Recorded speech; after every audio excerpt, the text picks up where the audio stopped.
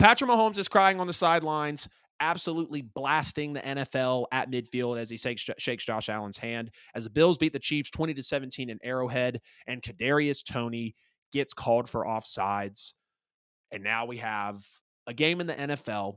Not even now because it's been happening, but we have a very meaningful game in the NFL, and the zebra stripes are coming in and interfering again. So it's the 11th time all year that the league has called offensive offsides. It was called a total of 3 times in the last 2 seasons, twice last year, once the year before in 2021. And the video that's coming out here, is showing that Kadarius Toney hardly points to the ref, asking him for the check when he lines up on the line.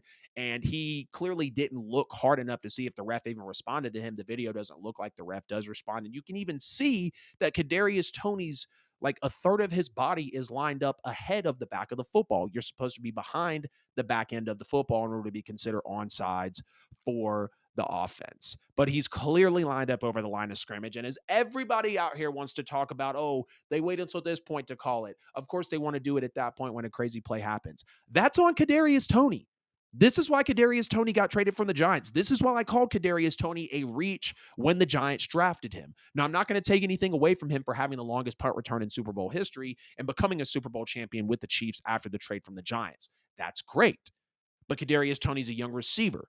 He has these mental mistakes at times. He's not always present in the moment, unfortunately. And I'm not knocking Kadarius Toney, but this is exactly what happened in this game for the Chiefs to lose a big one. You go check out Dan Orlovsky on ESPN. He really had a good video showing how many times in the game it wasn't called and how Kadarius Toney was lined up all night, actually slightly offsides. Andy Reid confirmed that Kadarius Toney never checked with the official the entire game about actually being on sides. Kadarius Toney, unfortunately, just makes mistakes like this, guys. It is what it is. You got Patrick Mahomes and Andy Reid saying it's embarrassing for the NFL. It's the worst effing call ever, worst effing call of all time.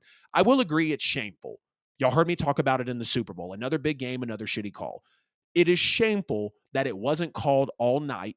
It's only been called 11 times all year, but it wasn't, more specifically, it wasn't called all night until the final potential game-winning play.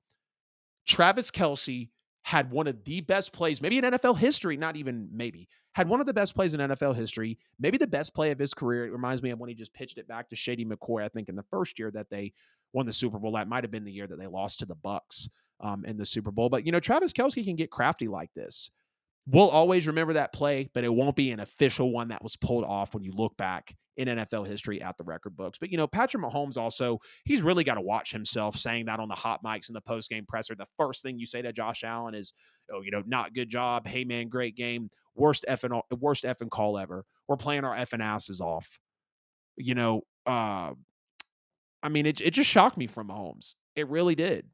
Effing ridiculous, man. I mean, he's just going off. And I understand Mahomes is a super fierce competitor. He's very, very intense. He's going to put his passion out on the field. There's a reason he won 80 of his first 100 NFL starts. There's a reason for that.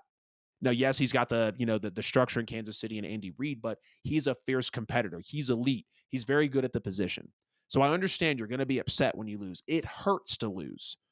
And I know he was looking to go up 4-2 in the last 5 years against Buffalo. Now the series is tied up 3-3 since 2020 with the Bills and the Chiefs matching up. But for that to be the first words out of your mouth because your teammate messed up, are you talking to Kadarius Toney about what happened? Are you holding Kadarius accountable in the locker room? I'm sure he's already holding him accountable for itself, but for those to be the first word out of Patrick Mahomes' mouth, it just wasn't good optics. I've never seen Mahomes act out like this, but I think the frustrations of the season are starting to actually grow with him. And we know that the frustrations have been growing with the Kansas City Chiefs. I said it after they lost in week 1 to the Lions. They're going to wish that they signed DeAndre Hopkins. And what do you know? DeAndre Hopkins is making plays against the Dolphins team to win within the last 3 minutes. You don't think Patrick Mahomes could have used that? You don't think Patrick Mahomes could have used that at any point in this season? I know you think he could have used it. And that's why the Chiefs had to make a move and they didn't. And this is where their season's sitting at.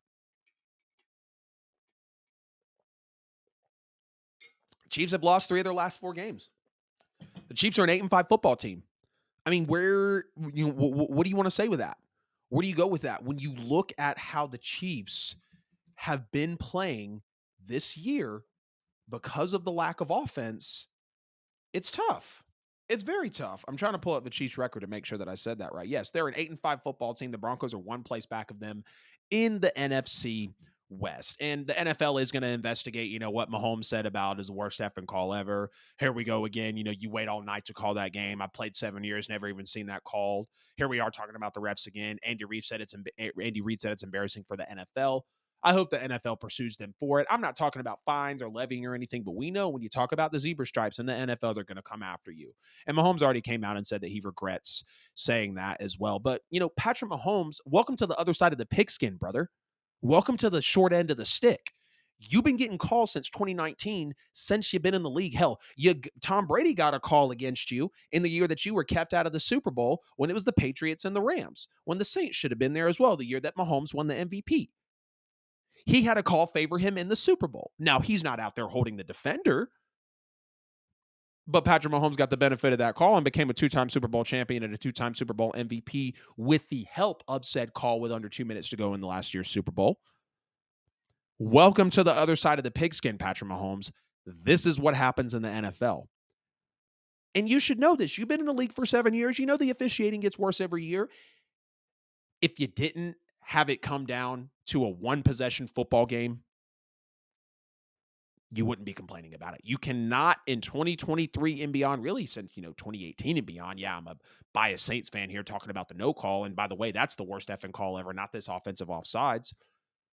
You should know with over the last 5 years, you cannot play in a football game and let it come down to the refs. You just can't.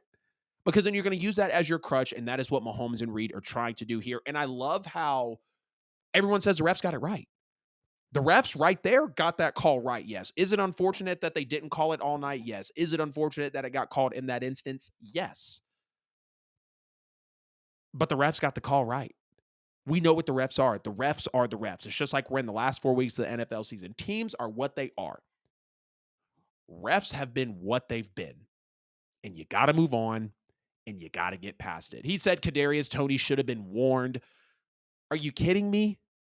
I know you're more of a competitor than that, Mahomes. He should have been warned? Really? It's, again, his job, his fault that he didn't clear it with the ref. The ref's not going to come to you and say, hey, buddy, get in position. Go ahead and back up, number 10 or number 19, whatever number Kadarius Toney is. He's supposed to check with the ref, and then the ref clears him. He looked at the ref, literally just pointed and looked back. So he might have just assumed that the ref nodded his head. I don't know. But you got to hold Kadarius Toney accountable for what happened later in this game. And it's not the official's job to tell him to get in position. If anything, it's Mahomes' job to say get on sides. Anyways, and we see in the Titans-Dolphins game, too, they had someone light up offsides offensively literally less than 24 hours later, and it wasn't called. So we know that the officiating in the NFL is bad. And it wouldn't even be an issue if the refs were just somewhat consistent here in the league. But now let's get into the game. Enough about the call. Everyone's up in arms about it. Patrick Mahomes is dealing with the league-high 32 drops on the season from his pass catchers. 32 drops. The Chiefs are averaging 22 points per game, which is 11th best in the league. Pretty impressive if you ask me, considering how the eye test has been with them all year. They don't have a lot of weapons. They averaged 29 points per game last year. Of course, they were first in the league, first year without Tyreek Hill, and they still did absolutely fine. But Mahomes can't do everything with nothing. Mahomes is special. He can overcome adversity. He can overcome dysfunction. But when you simply don't have talent or playmakers that consistently come through for you, I mean, it's Travis Kelce and Rashee Rice. They missed the hell out of Isaiah Pacheco. They need to make sure that Isaiah Pacheco's back soon. Mahomes can only do so much with what he's got. It's as simple as that. Took them almost 30 minutes to find the end zone on the ground in this game. They were down 14-0. Of course, the Bills jump out to a big lead. The Bills did rear back and end up winning this one 20-17 as they allow a 17-6 run to win. Talking about the Buffalo Bills there. In the Bills, or excuse me, the Chiefs even had a couple of clutch sacks on Josh Allen in the fourth quarter, but they, realistically didn't do much with it. And it was the third straight time in the regular season that the Bills actually won in Arrowhead. So shout out to Buffalo. Shout out to Josh Allen, Sean McDermott. Winning in Arrowhead is not easy. And I understand Mahomes, when it comes down to the playoffs, he's the one that's made it happen. He's the one that's taken them the distance when he's needed to. He's the one, not him specifically, but the Chiefs have won those meaningful playoff games when they've needed to. the most. James Cook had 141 scrimmage yards and a touchdown. The Chiefs had no answer for him this entire game. The Chiefs had a game plan, thankfully and kind of respectfully, for stopping Stephon Diggs, but Stephon Diggs really didn't do himself any favors either. A couple of passes to Stephon Diggs appeared to be unforced drops. Stephon Diggs finished with 4 catches, 24 yards, and 11 targets. Kincaid, 5 catches, 21 yards. Dawson Knox, 3 catches, 36 yards. Now, the Bills' offense, of course, is definitely better when Stephon Diggs is doing his thing, breaking free, cutting people up on routes, catching passes. But Buffalo appears to kind of be developing a level of depth and kind of variety in the passing game that we haven't seen in Apps in years. And I always said they need one more weapon. They need one more weapon. They need one more offensive guy out there. Well, Dawson Knox has started to emerge. Dalton Kincaid was drafted. They brought in Deontay Hardy. Gabe Davis is having a solid year. And is, whenever Stephon Diggs is performing on top of all that, you've already got your pieces in place. Usually it would be Stephon performs first, then we got Knox, then we got Kincaid, then we got Hardy kind of falling in. It's the opposite now, kind of. If they're able to build this depth, maybe we're sitting here saying that, the Buffalo Bills don't need to go look for another offensive weapon in the offseason. 9 different Bills players caught passes in this game. And again, Kansas City really missed Isaiah Pacheco, no doubt. Clyde Edwards-Helaire was the team's leading rusher. With 39 yards. The Chiefs had 82 rushing yards as a team in this game. He really didn't get a lot. Mahomes didn't get a lot really outside of Travis Kelce and Rashee Rice. And again, to me, it's Travis Kelce outside of Patrick Mahomes for offensive playmakers. You got Travis Kelce, probably go Pacheco, and then you would go Rashee Rice. But with Pacheco being out, Rashee Rice was definitely performing big time in this game. Kelce and Rashee Rice actually combined to catch 13 of Mahomes' 25 completions. So literally half of the work went to those two, best players that I was just mentioning there. Travis Kelce, 6 catches, 63 yards. Rashee Rice, 7 catches for 72 yards. No other Chief players had more than 30 yards receiving. It was literally the Mahomes, Kelce, and Rashee Rice rookie show. Everybody else was just trying to blend in. MVS, of course, only has about 17 receptions on the year. Kadarius Toney has about the same as well. Patrick Mahomes just isn't trusting these young receivers right now. Again, 32 drops on the year. That's going to make you hesitant to throw to some of these younger guys that haven't cut their teeth in the NFL yet. And knowing how Mahomes' cap hit's coming up, biggest one in the league this coming year, knowing how that's going to be. And I said it after Mahomes got signed, like, look, Tyreek Hill will go before Travis Kelce because I believe Kelce is more of a cornerstone than than Tyreek Hill is. And this is exactly what happened.